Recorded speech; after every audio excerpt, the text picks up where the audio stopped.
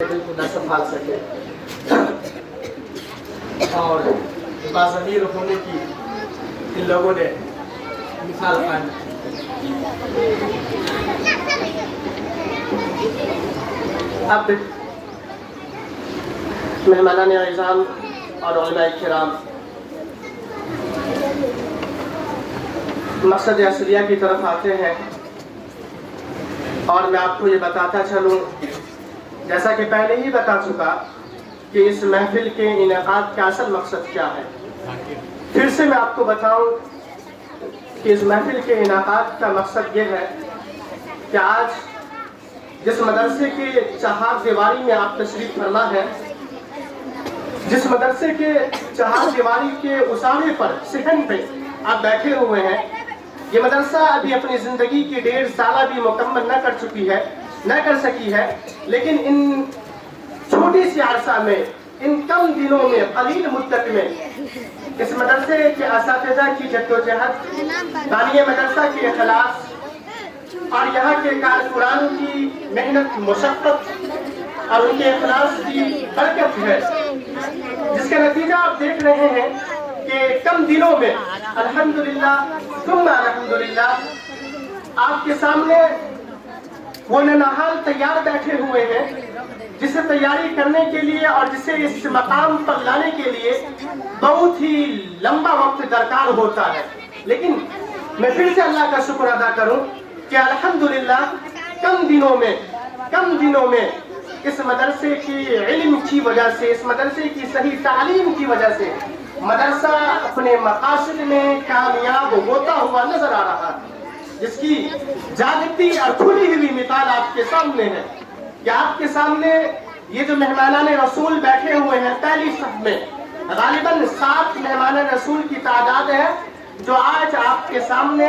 قرآن مجید، یہ تو تلاوت پڑھ ہی رہے تھے، قرآن مجید پہلے ہی سے پڑھ رہے تھے، دیکھ کر پڑھ رہے تھے، لیکن میں آپ کو بتاؤں کہ اب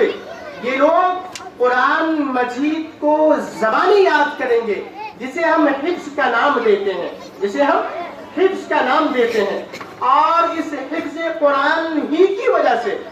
اس آغاز حفظ قرآن ہی کی وجہ سے یہ محفل سجائی گئی۔ یہ آپ کی محفل کا مقصد اب ایک چیز اور، صدر مجلس کی اجازت کے ساتھ میں چاہتا ہوں کہ قرآن کے متعلق کچھ باتیں عرض کر دوں۔ پہلے تو میں صدر مدرسہ کی اجازت چاہوں گا، ان کی اجازت اگر ہے تو میں باتیں کرتا ہوں،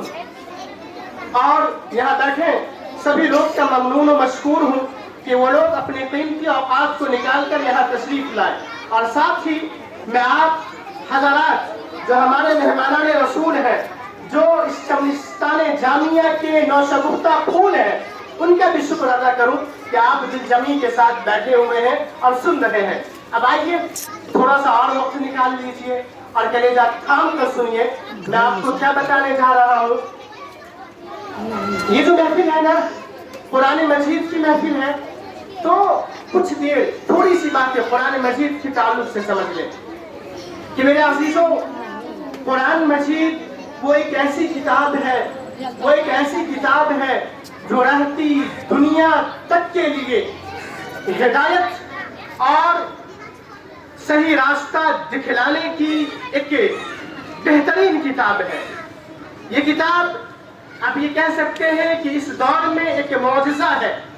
اور اس کتاب کو زبانی یاد کرنا یہ اس سے بڑا معجزہ ہے۔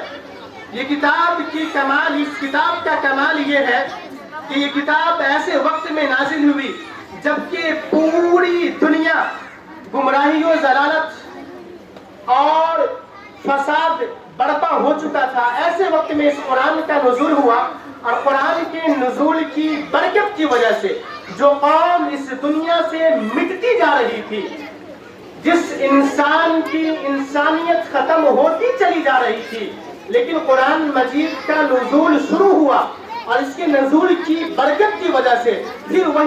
پھر وہی لوگ اس دنیا کے لیے آئیڈیل اور نمونہ بن کے چلے گئے۔ یہ اس قرآن مجید کی برکت ہے، یہ اس کا ایک کمال ہے جو آپ اس کا معائنہ کر سکتے ہیں۔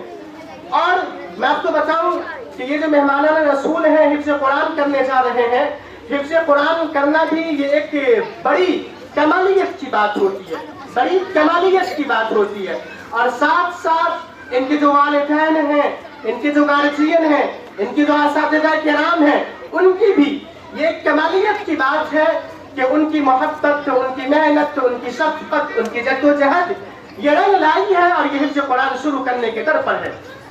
کسی نے بڑی اچھی بات کہی کہ جب انسان حفظ قرآن کرتا ہے، قرآن کی آیتوں کو زبانی یاد کرتا ہے، تو گویا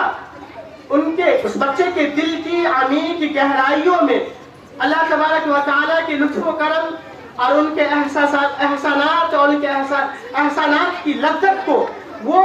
محسوس کرتا ہے، اور وہ جو لذت محسوس کرتا ہے، یقین جانے اس لذت کو ہم اور آپ کبھی محسوس نہیں کر سکتے۔